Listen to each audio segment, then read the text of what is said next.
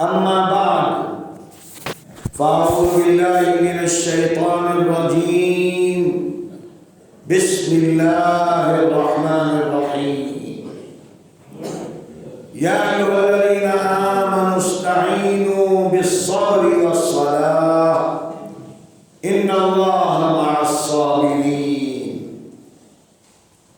وقال تعالى حافظوا على الصلوات والصلاة الوسطى وقوموا لله قانتين صدق الله العلي العظيم. وقال النبي صلى الله عليه وسلم بين الكفر وبين الإيمان ترك الصلاة.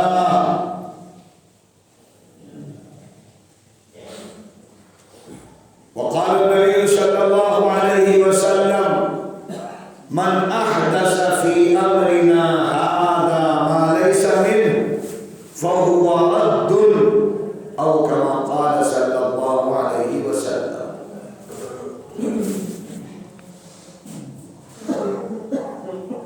محترم حضرات، دینی اور ایمانی بھائیوں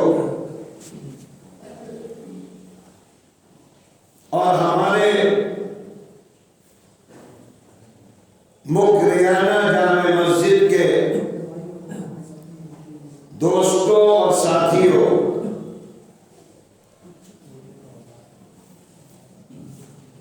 آج جمعے کا دن ہے اور 15 شعبان بھی ہے۔ اس اعتبار سے یہ اہم دن ہے۔ ایک حدیث میں اللہ کے رسول صلی اللہ علیہ وسلم فرماتے تھے اللہم بارک لنا فی رجب و شعبان وبلغنا رمضان۔ اے اللہ، رجب اور شعبان کا مہینہ ہمارے لیے مبارک فرما دے اور ہم کو رمضان عطا فرما دے۔ بڑی اہم دعا ہے، اس لیے کہ جس کو رمضان مل گیا اس کے لیے پورا سال باعث خیر بن سکتا ہے۔ اور پھر رمضان میں ایک رات ہے جس کو لیلۃ القدر کہتے ہیں، بہت فضیلت والی رات، بہت اہم رات، ایسی رات کہ اگر کسی کو مل گئی تو 86 سال کی کم سے کم عبادت کا ثواب مل گیا۔ 86 سال۔ اور یہ قرآن میں ہے، پوری سورت ہے، اور اسی کو لیلۃ المبارکہ کہا گیا ہے، لیلۃ القدر کو، بابرکت رات، خیر والی رات، فضیلت والی رات۔ اور پھر آخری عشرے کی اہمیت، اور پھر قرآن و حدیث کے اعتبار سے قرآن رمضان میں اترا ہے، ان ساری، اور پھر پہلا عشرہ رحمت کا، دوسرا مغفرت کا، آخری آگ سے خلاصی کا۔ اسی وجہ سے اللہ کے رسول صلی اللہ علیہ وسلم تمنا کرتے تھے بار بار رمضان ملے، تاکہ یہ رحمت کا جو خزانہ ہے وہ لینے کا موقع ملے۔ اور اللہ کے رسول صلی اللہ علیہ وسلم اس ماہ شعبان کو اس طرح گزارتے تھے کہ احادیث میں آتا ہے کہ شعبان کے اکثر دنوں میں روزہ رکھتے تھے، اکثر دنوں میں، یعنی 20 دن تک، 25 دن تک شعبان میں روزے رکھتے تھے۔ بہت سی احادیث ہیں، کبھی شروع میں، کبھی ایام 20 میں، اور کبھی دوشنبے اور جمعرات کا روزہ، یہ آپ کا عام معمول تھا، لیکن شعبان میں آپ بہت روزے رکھتے تھے۔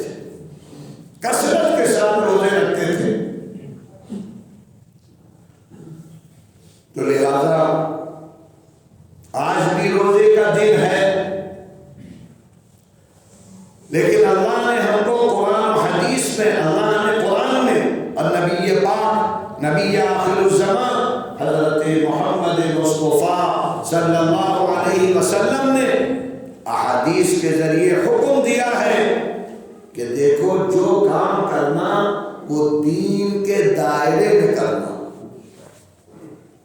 دین سے باہر نہ نکلنا، دین میں کے دائرے میں رہتے ہوئے جو عمل ہوگا وہ مقبول ہوگا، باعث خیر ہوگا۔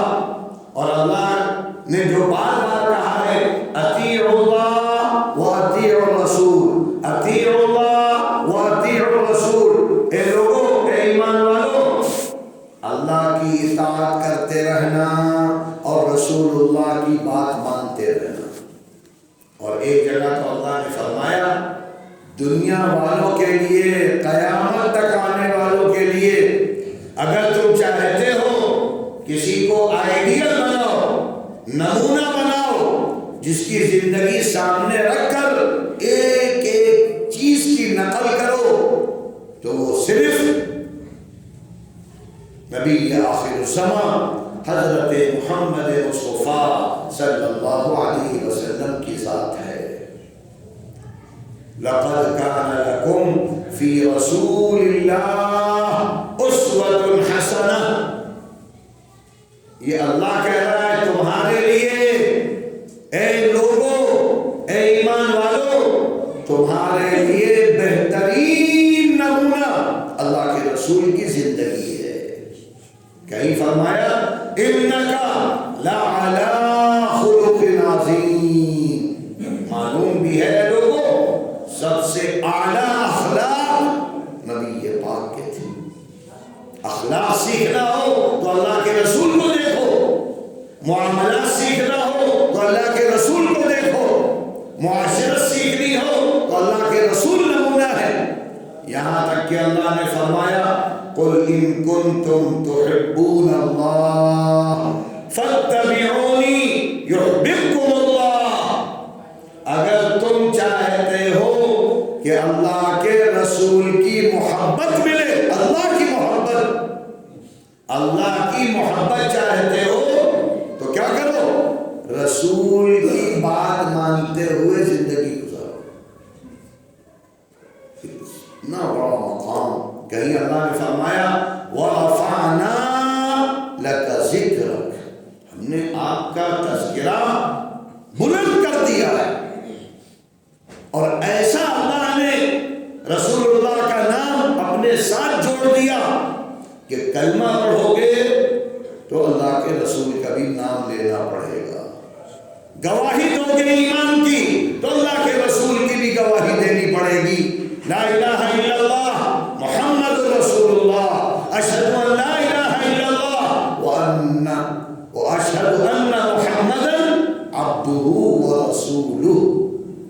یہ بہت بڑا پیغام ہے سب کے لیے کہ دیکھو اگر زندگی کو پاکیزہ بنانا ہے، اچھی بنانا ہے، دین والی بنانا ہے، اللہ کے نزدیک قبولیت والی بنانی ہے، تو اللہ کے رسول کی زندگی کو ہر چیز میں نمونہ بناتے رہنا، اور جو چیزیں اللہ کے رسول کے خلاف ہیں اس کو نہ کرنا، ان کو نہ کرنا۔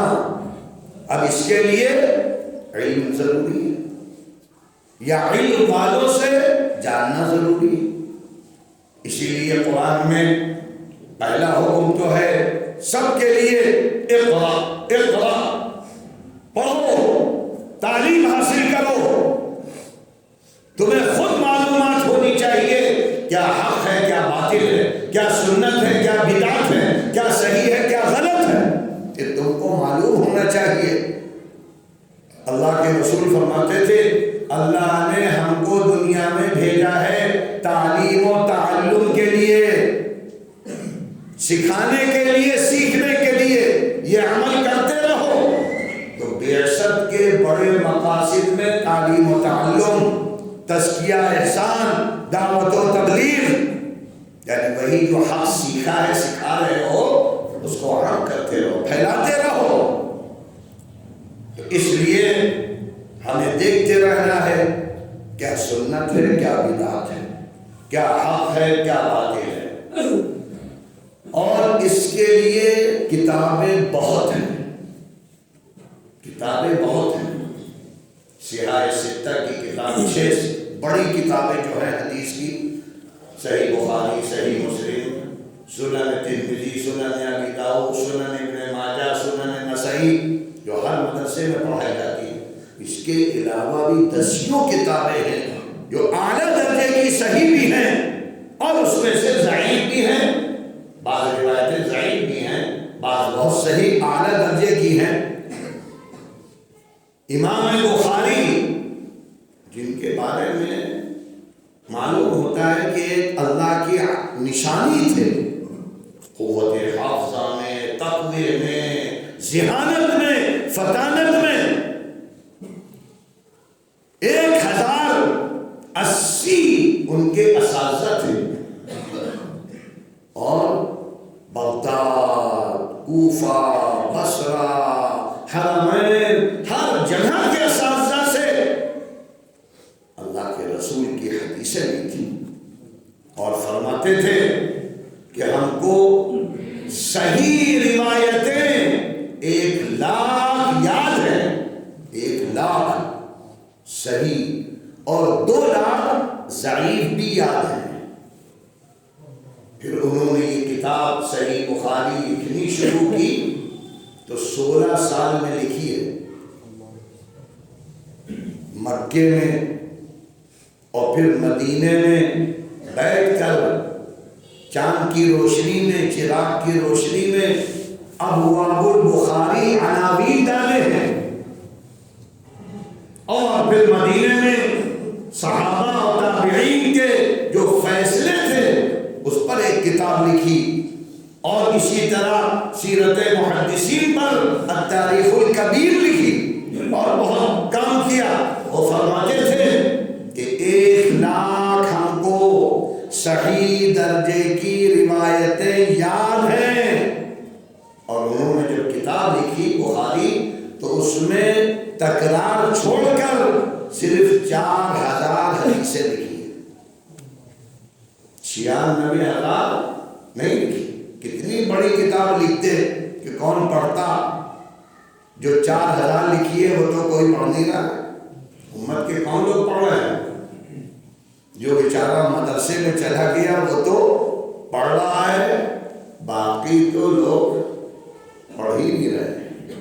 یہ تو ایک کتاب ہے،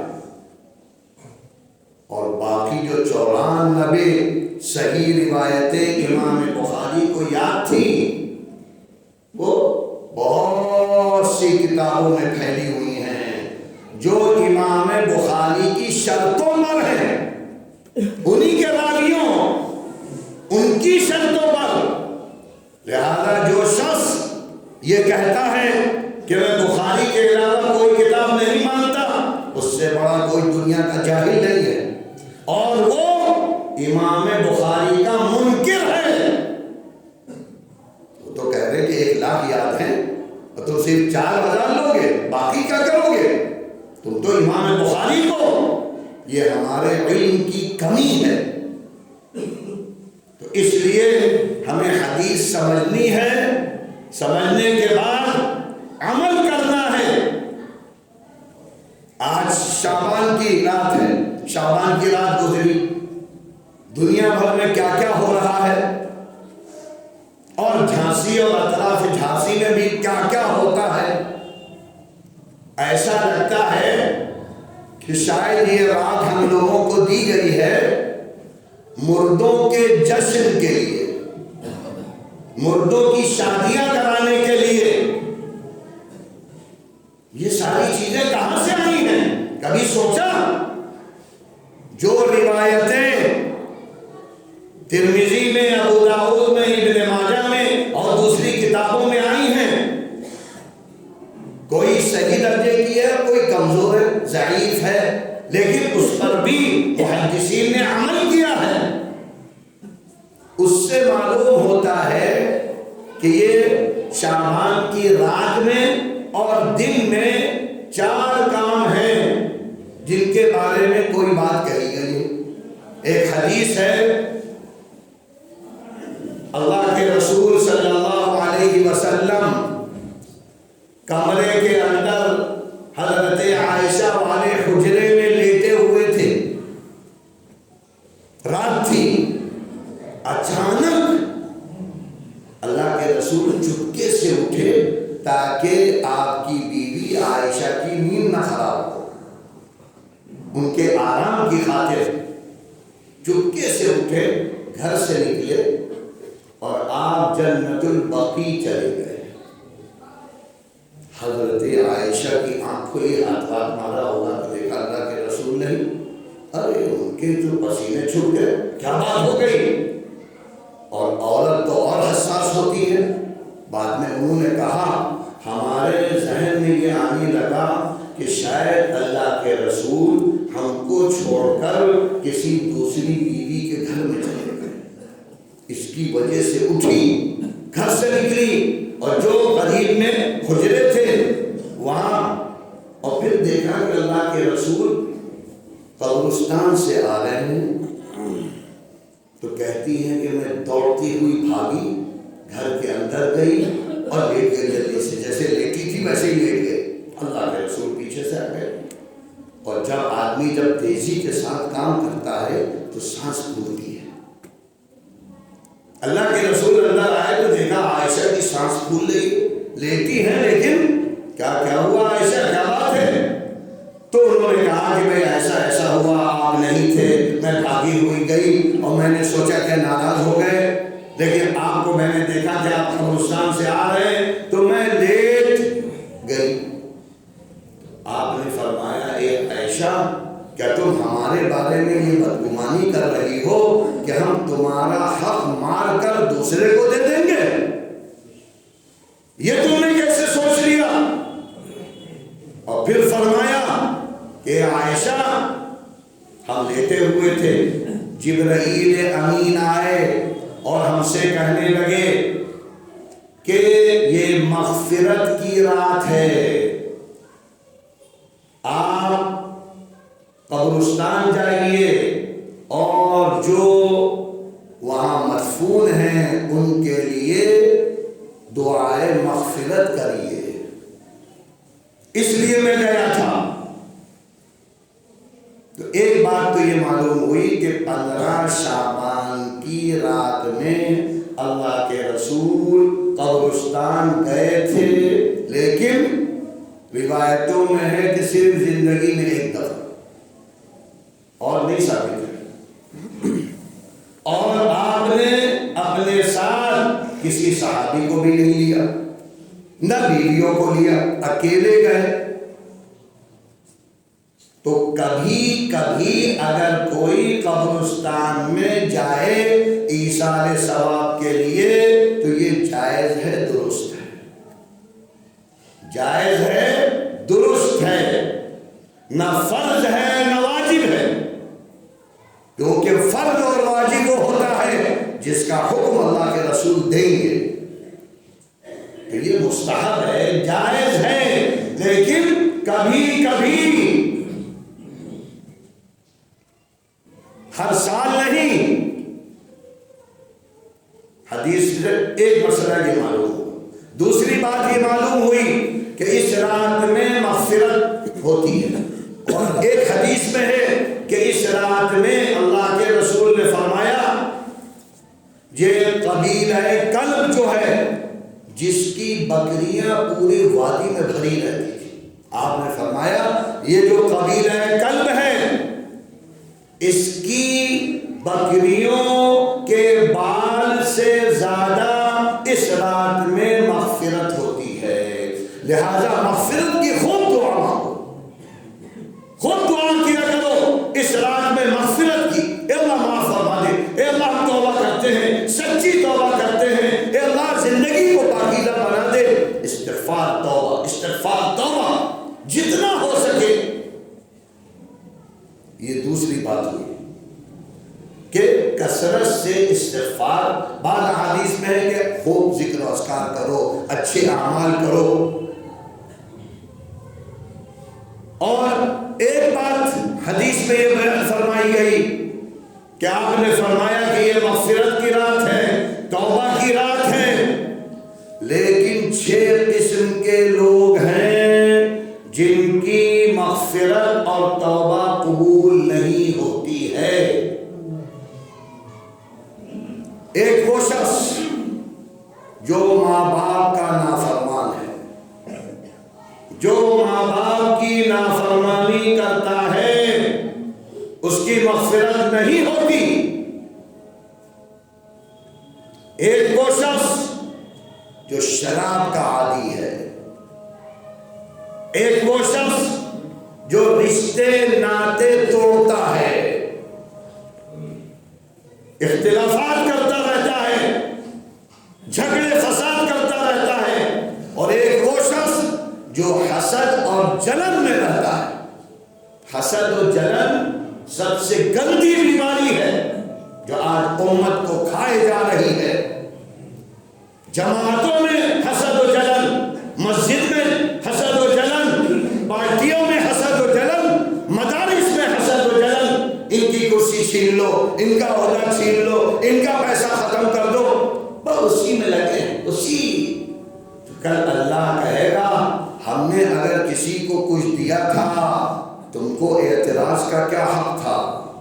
اسی لیے اللہ کو یہ بات اتنی ناپسند ہے کہ ایک حدیث میں فرمایا گیا جو لوگ حسد اور جلن کرتے رہتے ہیں ان کا دین اس طرح صاف ہو جاتا ہے جیسا کہ استورے سے بال صاف ہو جاتے ہیں۔ صحیح روایتیں ہیں، ضعیف نہیں بیان کر رہا ہوں، جا کے دیکھ لو جا کر کتابوں میں۔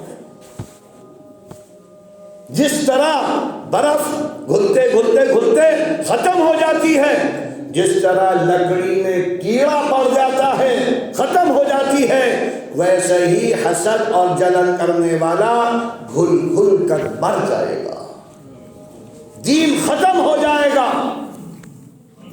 اس لیے بار بار اللہ کے رسول فرماتے تھے تعاون کرو، تعاون کرو، تعاون کرو، ہر خیر میں ہاتھ بٹاؤ، ہر اچھے کام میں ہاتھ بٹایا کرو، ساتھ دیا کرو، تعاون کیا کرو۔ کوئی بھی اچھا کام کوئی بھی کرے، اس لیے کہ اللہ رشتے ناطے نہیں دیکھتا، تمہارے چہرے نہیں دیکھتا، اللہ تو تمہارے اعمال دیکھتا ہے، تمہارا تقوی۔ ان اکرمکم عند اللہ اتقاکم، سب سے اعلیٰ وہ شخص ہے جو اللہ سے سب سے زیادہ ڈرنے والا، خشیت کرنے والا ہو۔ تو لہذا ایک کام یہ ہے کہ آدمی حسد سے بچے، جلن سے بچے، برائیوں سے بچے، گزری ہوئی رات جو تھی۔ اور اس کے بعد ایک حدیث میں ہے کہ 15 شعبان کا روزہ رکھنا یہ بھی ایک مستحب عمل ہے، مستحب، یہ بھی حدیث سے ثابت ہے۔ اور اللہ کے رسول تو شعبان کے پورے مہینے میں روزہ رکھتے تھے، تو ہم ایک ہی کا اور دنوں کا بھی روزہ رکھیں، ایام 20 کے روزے رکھیں، اور اس روزے کو فرض و واجب نہ سمجھیں۔ جو چیز جس معیار کی ہے اسی معیار سے رکھنا چاہیے، اس کو وہی جگہ دینا چاہیے۔ یہ تو 4-5 باتیں ہیں جو 15 شعبان کی رات میں یا دن میں کرنے کی ہیں۔ اب ہم جائزہ لیں اپنی زندگی پر، اپنے معاشرے پر، تو ہم کیا کر رہے ہیں؟ ہر جگہ قبرستان میں روشنیاں ہی روشنیاں ہیں۔ آپ ہمارے لکھنؤ آ جائیے، ماشاءاللہ ٹیلے والی مسجد بھی سجی ہوئی ہے، کنویں لگے ہوئے ہیں، اور وہاں پر جو ایک قبر ہے وہ آستانہ بنی ہوئی ہے۔ یا عیش باغ میں چلے جائیے، کنویں، شادی کا ماحول، اور دیگیں چڑھی ہیں، لنگر چل رہے ہیں، کھا رہے ہیں، پی رہے ہیں، عورت و مرد ٹہل رہے ہیں، معلوم ہوتا ہے کہ شادیاں ہیں۔ یہ سارے کام ناجائز ہی نہیں حرام ہے، حرام۔ جس کام سے اللہ کے رسول نے منع کیا ہے وہ کرو گے تو اللہ کے رسول سے ٹکر لو گے، ٹکر۔ تو کتنی ٹکر لو گے؟ 15 شعبان کی رات میں نکل جائیے تو معلوم یہ ہوتا ہے کہ ہمارا نوجوان آوارہ، پاگل، دیوانہ ہے۔ 4 5 لڑکے اسکوٹر پر معلوم ہوتا ہے مرنے کے لیے نکلے ہیں، غنڈہ گردی کر رہے ہیں۔ یہ رات جگہ ہے، یہ استغفار کی رات ہے، مغفرت کی رات ہے، تماشے کر رہے ہو، اپنے غیر مسلم ہندو مشرک کے سامنے اپنا مذاق اڑوا رہے ہو، مذاق، اپنے دین کو بدنام کر رہے ہو، نبی کے دین کی دھجیاں اڑا رہے ہو۔ اللہ کے رسول صلی اللہ علیہ وسلم فرماتے تھے کہ اے لوگوں، قبرستان میں چراغاں نہ کرنا، باقاعدہ حدیثیں ہیں۔ اگر مردے کو دفن کرنے کی ضرورت ہو تو لائٹ جلا سکتے ہو، بغیر اس کے چراغاں، لائٹ، اس کی ممانعت ہے۔ اور آپ نے تو حضرت علی اپنے داماد، شہید داماد سے کہا تھا اے علی جاؤ اور جو قبرستان میں پکی قبریں بنی دیکھنا سب کو توڑ دینا، توڑ دینا۔ آج کھلواڑ بنا ہوا ہے اور اس کو دین سمجھ کے کر رہے ہیں۔ جو کام دین نہیں، جو کام اللہ کے رسول کے مخالف ہے، اللہ کے رسول نے فرمایا من احدث فی امرنا ھذا ما لیس منہ فہو رد۔ جس نے ہمارے دین میں اپنی طرف سے اضافے کیے جو دین کے خلاف ہیں وہ سب مردود۔ تو کیا ہو رہا ہے؟ کون سا دین لے کر ہم چل رہے ہیں؟ ہم یہاں سوچے کہ ہم تو بہت پکے مضبوط دیندار ہیں، اور اللہ کے یہاں ہم جاہل، منافق، فاسق، فاجر، اور اس سے بڑی چیز کافر و مشرک نہ شمار ہو رہے ہوں۔ چلے جائیے قبرستانوں پر، ہر قبر پر ایک گنڈا بیٹھا ہوا ہے، اچھا سا رومال ڈالے ہے، سرما لگائے ہے، اور آپ کے ایمان کا سودا کر رہا ہے۔ کہتا ہے مانگو، ان سے مانگو، سجدہ کرو۔ جو سجدہ کرے، جو سجدہ کروائے وہ کافر ہے، مشرک ہے۔ کوئی کہہ رہا ہے اولاد مانگ لو، رزق مانگ لو، جو یہ کہہ رہا ہے اور جو لوگ ایسا کر رہے ہیں وہ لا الہ الا اللہ کے منکر ہیں، منکر ہیں وہ۔ اللہ نے تو کلمہ سکھایا تھا، لا الہ، کوئی نہیں ہے، کوئی طاقت والا نہیں، کوئی غلبے والا نہیں، کوئی نظام چلانے والا نہیں، کوئی آل اولاد والا نہیں، کوئی بچہ نہیں دے سکتا، کوئی بیماری کو ختم نہیں کر سکتا، الا اللہ، سوائے اللہ کے۔ یہ ہے ایمان، اس کا مطالبہ اللہ کل قیامت کے دن کرے گا، ہم سے کہے گا ایک کلمہ پڑھنے والوں تم مشرک تھے اس لیے جہنم میں جاؤ۔ یہاں تو ہم دھوکہ دے سکتے ہیں، چرب زبانی کر سکتے ہیں، ایسی ایسی باتیں بعض وقت موبائل پر یا کتابوں میں سننے میں آتی ہیں کہ عبد القادر، اللہ کا ہاتھ پکڑ لیا عبد القادر نے اور فلاں نے یہ کر لیا۔ ہائے ظالموں، کل تم عبد القادر جیلانی ہو، معین الدین چشتی ہو، نظام الدین اولیاء ہو، یہ سب تم کو دھتکار دیں گے. یہ اللہ کے بہت بڑے ولی تھے, تقوی والے تھے, اللہ سے ڈرنے والے تھے. انہوں نے کبھی شرک کی دعوت نہیں دی, تم نے ان کی قبروں کو شرک کا اڈا بنا دیا. اسی لیے اللہ کے رسول صلی اللہ علیہ وسلم نے دعا فرمائی تھی, اے اللہ کبھی بھی ہماری قبر کی پوجا نہ ہو. تو اللہ نے اپنے نبی کی دعا قبول کر لی. ایسے لوگوں کو روضہ اقدس پر مسلط کر دیا جو فوراً ایک مکہ مارتے ہیں, ایسے خبیثوں کو وہاں جا کے گرتا ہے. اس لیے ہوا ہے. وہ لوگ بدتمیزی بھی کرتے ہیں, بدتمیزی نہیں کرنا چاہیے, لیکن وہاں تو ایسا سجدہ ہوتا کہ لوگ مر جاتے سجدہ کرتے. یہ تو اللہ کے رسول کی دعا ہے. یہ سب سیکھنا ہے ہمیں, یہ جاننا ہے. اس لیے اے نوجوانوں, اے ادھیڑ عمر کے لوگوں, قرآن پڑھو, قرآن پڑھو اور قرآن سمجھو. سمجھنے کے بعد عمل کرو, عمل, اور عمل کے بعد قرآن و حدیث کے داعی بن کر زندگی گزارو. یہ مطالبہ ہے قرآن کا. اسی لیے پہلا حکم اللہ کا, پڑھو, پڑھو. نبی کا فرمان, ہم تعلیم و تعلم کے لیے آئے ہیں, اور تعلیم و تعلم یہ ریڑھ کی ہڈی ہے. ریڑھ کی ہڈی, جس نے تعلیم و تعلم چھوڑا وہ کسی کام کا نہیں ہے. آج دنیا میں ہمارے اوپر جو ذلت کا سایہ ہے, ہماری تباہی اور بربادی ہے, وہ قرآن و حدیث کے چھوڑنے کی وجہ سے.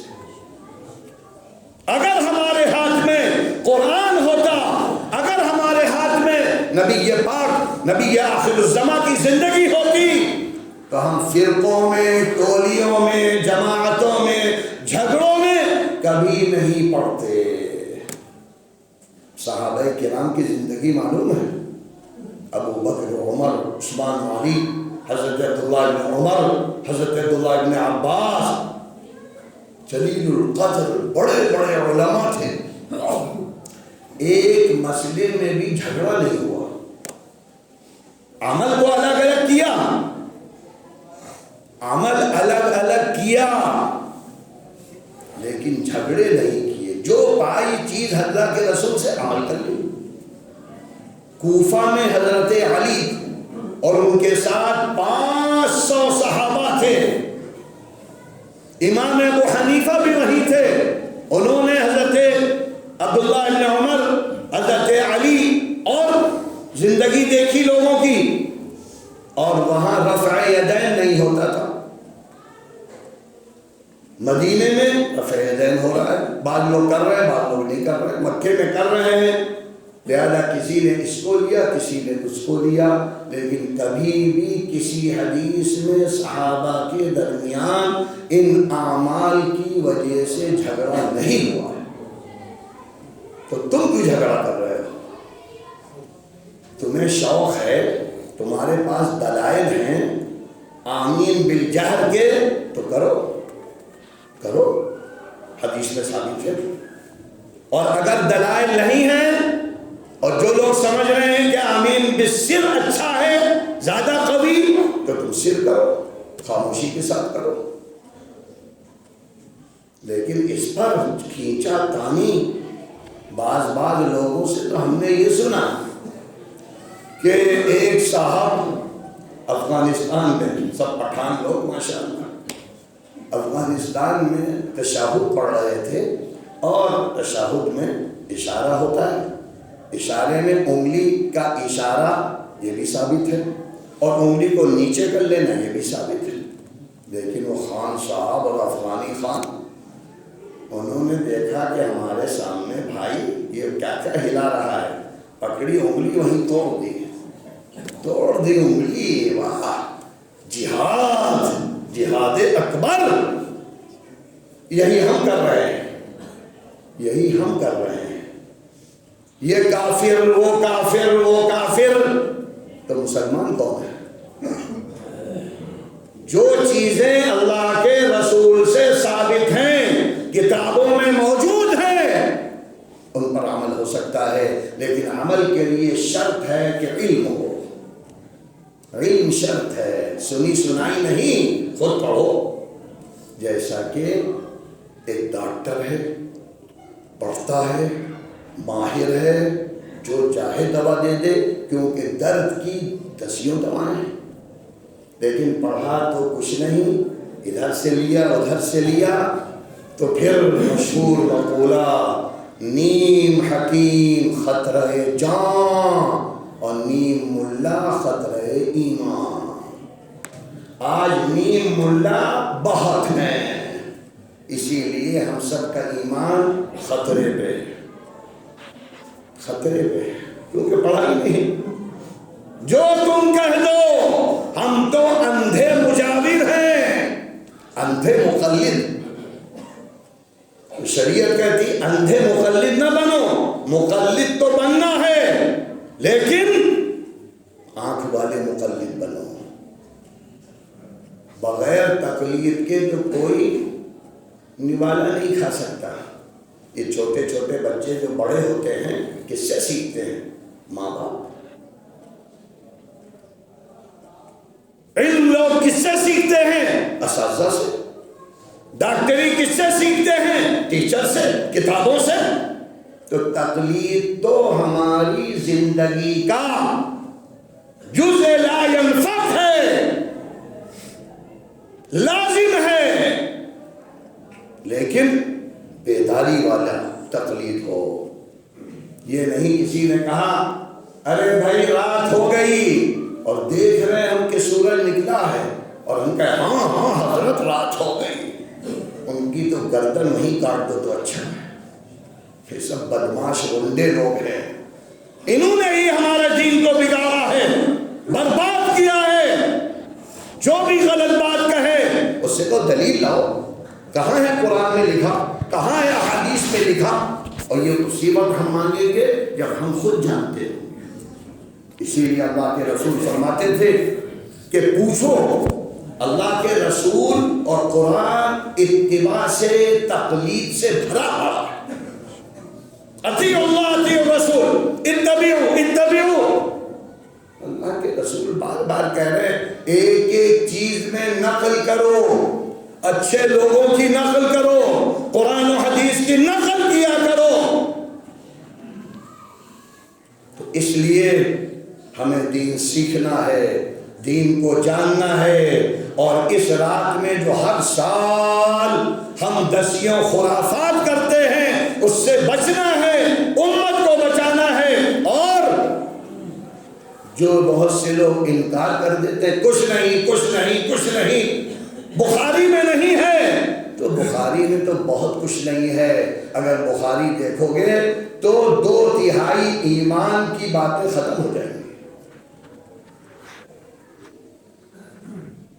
ہمارے لیے قرآن اور نبی کی زندگی، اور نبی کی زندگی ایک کتاب میں نہیں ہے، دسیوں کتابوں میں پوری زندگی۔ 40 سال نبوت سے پہلے دیکھو ہمارا نبی کیسا تھا۔ سب سے بڑی صفت جو ہمارے نبی کی تھی 40 سال میں، الامین الصادق، الامین الصادق۔ سارا مکہ کہتا تھا سب سے زیادہ سچا، سب سے زیادہ امانت دار۔ نبوت سے پہلے تو ہم اپنا جائزہ لیں، کتنا ہم سچ بول رہے ہیں۔ کاروبار میں مکر، دجل، جھوٹ، 2 روپے زیادہ آ جائیں دھوکہ دے کے بیچ دو۔ ہر لائن والا کس کا نام لیا جائے۔ دودھ والوں کو دیکھو تو پتہ نہیں کیا کیا ملا رہے ہیں۔ جو اچھا دودھ تھا جب اس میں غلط چیزیں ملا دی تو سارا پیسہ حرام ہو گیا، سارا پیسہ حرام۔ اسی طرح گوشت والوں کو دیکھ لو، ذرا سا آپ نے ادھر دیکھا پتہ نہیں اس میں کیا کیا آ جاتا ہے۔ ہمیں سب معلوم ہے، ہم بھی خریداری کرتے ہیں، آپ بھی ماشاءاللہ مقریانہ کے، کوئی شیخ ہے، کوئی پٹھان ہے، کوئی قریشی ہے، تو ہم اندھے نہیں ہیں، دیکھتے ہیں، معاملہ کو دیکھتے ہیں، قرآن و حدیث کی روشنی میں دیکھتے ہیں، جو غلط ہے غلط ہے، مانو یا نہ مانو، کل میدان حشر میں ماننا پڑے گا، ماننا پڑے گا۔ اس لیے ہمیں دین سیکھنا ہے، دین کو سمجھنا ہے، دین کے تقاضوں کو پورا کرنا ہے، دھوکہ دھڑی سے اور نبی کی زندگی کو صرف نام لینا، عاشق رسول عاشق رسول، ایسی ایسی نعتیں کل لوگوں نے پڑھی ہیں، معلوم یہ ہوتا تھا کہ یہ تو ڈوب گیا ہے عشق رسول میں، اور بدماش کے چہرے پر داڑھی بھی نہیں، کوئی پینٹ پہنے ہے اور کوئی کہہ رہا ہے اور پیسہ دے دو اور دے دو اور سنائیں گے۔ اللہ کے رسول فرماتے تھے جو مانگے گا، جو طلب کرے گا، کل قیامت کے دن اس کے چہرے کا نور چھین لیا جائے گا، اس کو ڈھانچہ بنایا جائے گا۔ آج اعلان تعریف کرو، تعریف کرو، اللہ کے رسول فرماتے تھے جو تعریف کروائے اس کے منہ میں بالو ٹھوس دو۔ شعراء تالیاں بجاؤ، ذرا کھڑے ہو جاؤ، ارے ذرا آؤ، یہ چھوٹے نوٹ دے رہا ہو، ذرا بڑے دو، اور سارے سننے والے واہ واہ واہ، یعنی ہم باطل میں ساتھ دے رہے تمہارے۔ اگر تم کو کسی کو پیسہ دینا ہے، کسی کو ہدیہ دینا ہے، تحفہ دینا ہے، تو عزت کے ساتھ دو، عزت کے ساتھ دو۔ تم نے کسی کو بلایا ہے، شاعر کو بلایا، مقرر کو بلایا، اور تمہارا جی چہرہ کچھ دیں تو دو، لیکن اس طرح بھوکے فقیروں کی طرح، ننگوں کی طرح، جو علماء کو ذلیل کر رہے ہیں، نبی کا نام لے کر رسوا کر رہے ہیں، ہاتھ پھیلا رہے ہیں، اور تم لوگ ایسے ظالموں کا ساتھ دے رہے ہو۔